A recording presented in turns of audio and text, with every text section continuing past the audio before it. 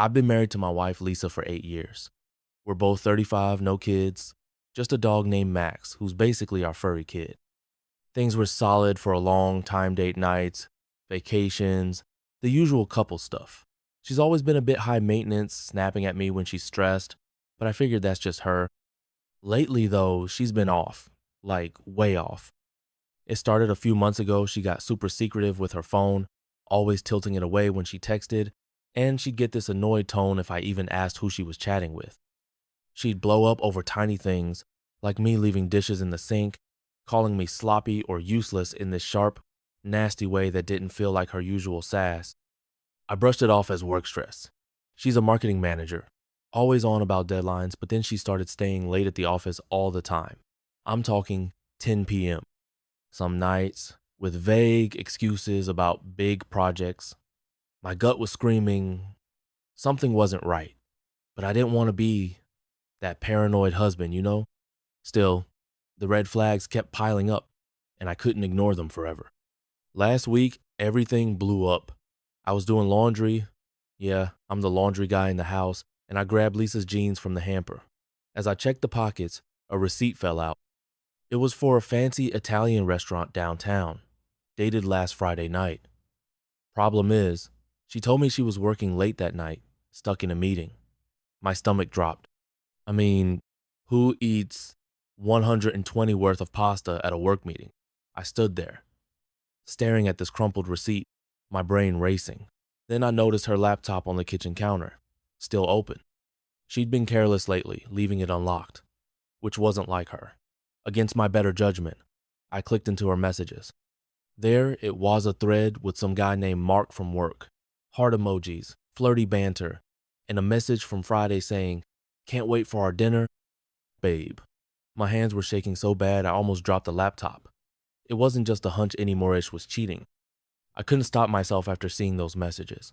It was like I was possessed, scrolling through months of texts between Lisa and this Mark guy. They were planning meetups, joking about sneaking around, and she even sent him a selfie from our bathroom wearing that red dress I got her for our anniversary. Each message was like a punch to the chest. Then, out of nowhere, I heard the front door open. Lisa was home early from work. I slammed the laptop shut, my heart pounding like I was the one caught doing something wrong. I stuffed the receipt in my pocket and tried to act normal, but my head was spinning. She walked in, all breezy, tossing her purse on the counter and snapping, "Why is the kitchen such a mess?" Like nothing was up. I just stared at her, wondering how she could lie so easily. That's when I knew I couldn't let this slide. I had to confront her, but I needed to be smart about it. Before I could even think about confronting her, something else happened. I was still reeling from the laptop messages when my phone buzzed with a text from my buddy Jake. He sent a photo from a bar he was at last night someplace downtown Lisa, and I never go. In the background, clear as day, was Lisa, laughing with some guy who wasn't me. Jake's text read, "Dude, isn't that your wife?" My throat went dry. The guy had his hand on her lower back, and she was leaning into him like they were way too cozy. I zoomed in, my hand shaking, and yeah, it was her no mistaking that flashy necklace she always wears. She told me she was at a team happy hour that night, but this didn't look like any work event. It was another lie, another knife in my gut. I was drowning in evidence now, and I knew I couldn't wait any longer to call her out. That night, I couldn't hold it in anymore. Lisa was lounging on the couch, scrolling her phone, acting all relaxed while I was falling apart inside. I sat down across from her, my voice shaky but firm, and said, "We need to talk." She barely looked up, just sighed like I was annoying her, and muttered, "What now?" I pulled the restaurant receipt from my pocket and slid it across the coffee table. Care to explain this? Her face froze for a split second, then she rolled her eyes and snapped, "It's just a work dinner, chill out. I wasn't buying it." I told her about the messages with Mark, the photo Jake sent, everything. She got this venomous look and started yelling, "You're spying on me? That's pathetic." Then came the lies. Mark was just a friend, the dinner was a group thing, and the bar photo was taken out of context. Every excuse was flimsier than the last, and when I pressed her, She threw her wine glass against the wall, screaming that I was suffocating her. It was chaos, and I just sat there, stunned, as she stormed out of the room. After Lisa stormed off, I thought that was it for the night. But nope, things got crazier. About an hour later, she came back downstairs, mascara streaked like she'd been crying, and launched into this wild story. She claimed Mark was just a coworker going through a divorce, and she was helping him out because she's such a good person. She swore the restaurant thing was a group dinner, but when I asked for names of others who were there, she stammered and said, "You don't know them." Classic. Then, out of nowhere, she flipped the script, accusing me of being distant and pushing her away because I work too much. I'm a freaking accountant. I work normal hours. I called her out on the bar photo, and she doubled down, saying it was a work friend and Jake was making drama. The lies were piling so high I could barely keep up, and every time I challenged her, she'd snap, "You're blowing this out of proportion." It was like arguing with a brick wall, and I was exhausted. But the worst part? A tiny part of me wanted to believe her, just to make the pain stop. After Lisa went to bed still huffing and acting like I was the problem, I sat on the couch with Max, our dog, just staring at the wall. The house was dead quiet, but my head was screaming. It felt like someone had ripped my chest open.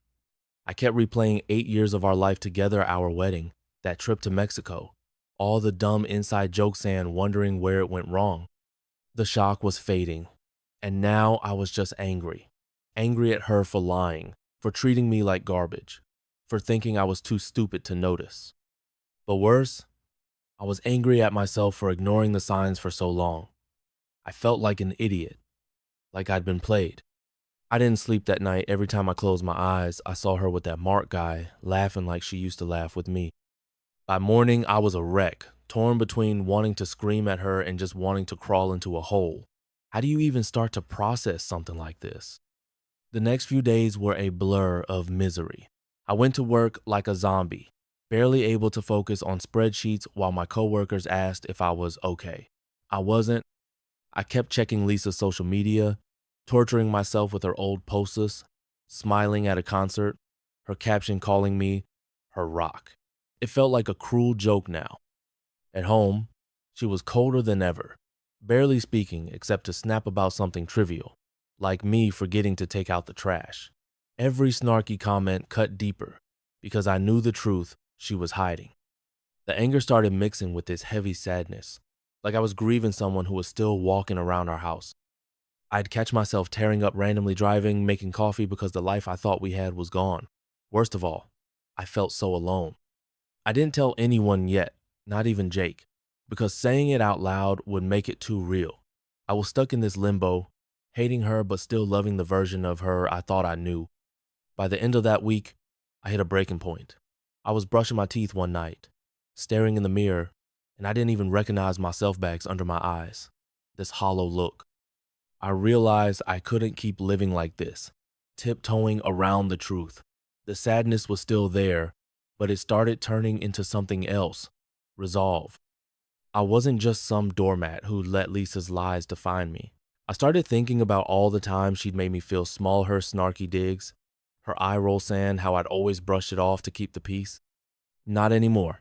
I still loved her, or at least the memory of who she was, but I was done being the fool. That night, I moved my stuff to the guest room. When she noticed and snapped, "What's your problem now?" I just said, "I need space." No yelling, no begging, just calm. It felt like the first clear step I'd taken since this mess started, but man, it hurt to admit our marriage was crumbling. Moving to the guest room was like flipping a switch. I started seeing things clearer. I spent a couple nights Googling what to do if your spouse cheats and reading stories from guys in my shoes. Some stayed, some left, but what hit me was how many wished they trusted their gut sooner. I knew I couldn't stay with Lisa, not like this. Her lies, her attitude, it wasn't just the affair, it was how she treated me like I was the problem. So I called a lawyer friend, Tom, and got the rundown on divorce. Hearing terms like asset division made my stomach churn, but it also felt liberating. I wasn't ready to file yet, but I wanted options. Then I did something bold. I texted Mark, Found his number in her laptop history. I didn't rage, just asked if he knew she was married. He called me right away, sounding panicked, and admitted they'd been seeing each other for 6 months. Said Lisa told him we were basically separated. Another lie. That sealed it. I was done. I told myself I'd talk to Lisa one last time, not to fix things, but to walk away with my head up. The next evening, I sat Lisa down for the final talk. No yelling this time, just me, calm but firm. I told her I knew everything. The affair, the lies, even what Mark said about her claiming we were basically separated. Her face went white, and for once, she didn't snap back. She tried to spin another story, mumbling about how she was confused and needed space, but I cut her off. I'm not here to argue, I said. I'm done. I told her I was leaning toward divorce and needed her to move out for a while so I could think straight. She flipped, calling me heartless and saying I was throwing away our marriage over a mistake. But I held my ground, and by the end, she was sobbing, packing a bag to stay at her sister's. Watching her leave was surreal 8 years, reduced to a duffel bag and a slammed door. I felt this weird mix of relief and emptiness, like I'd finally taken control but lost something I'd never get back. Max whined at my feet, and I just sat there, wondering what came next. With Lisa gone, the house felt like a ghost town, just me and Max rattling around. I started taking practical steps to protect myself. I changed the locks, not out of spite, but because I needed to feel secure. I also met with Tom, the lawyer friend, to go over divorce papers. He warned me it could get messy if Lisa fought over stuff like the house, but I didn't care about winning. I just wanted out.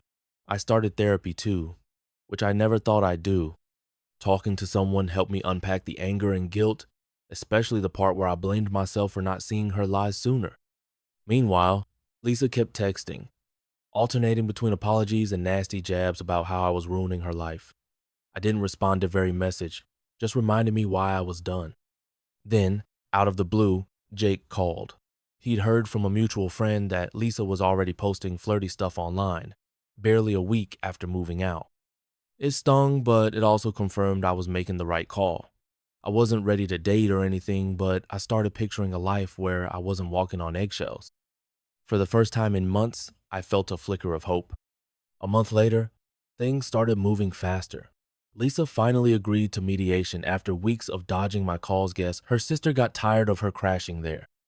We met with a mediator to sort out the basics, splitting bank accounts, who gets what furniture, stuff like that. She was all business, barely looking at me, which was fine. I didn't need her fake tears. We agreed I'd keep the house since I'd paid most of the mortgage, and she didn't fight it, probably because she was already shacking up with someone new. That one hurt, I won't lie, Mark or not. It was like she'd moved on overnight, but weirdly, it also set me free.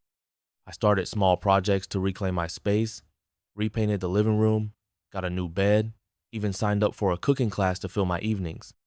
Therapy kept me grounded, helping me see I wasn't just the guy who got cheated on.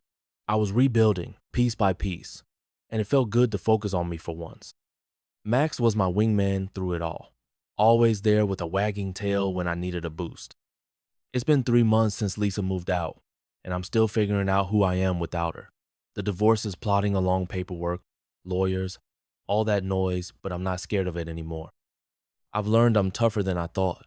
I used to think marriage was about swallowing your pride to keep things smooth, but now I see it's about respect, and Lisa never gave me that. I'm not bitter, though just wiser.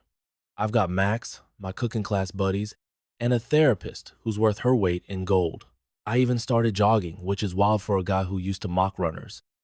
If I could tell anyone going through this hell one thing, it's this. Trust your gut and don't let someone else's lies define your worth. You'll hurt, you'll rage, but you'll come out stronger. I'm proof of that, and I'm just getting started. Looking back, this whole mess taught me something I'll never forget. You can't control someone else's choices, but you can control how you respond. Lisa's betrayal broke me down, but it also woke me up. I'm not the guy who just goes along anymore. I'm learning to set boundaries, to value myself. I've got plans now.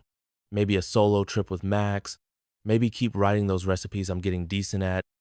If you're reading this and your world's falling apart, here's my 2 cents. Don't rush to fix it. Feel the hurt, lean on your people, and rebuild on your terms. It's not easy, but it's worth it. You're worth it.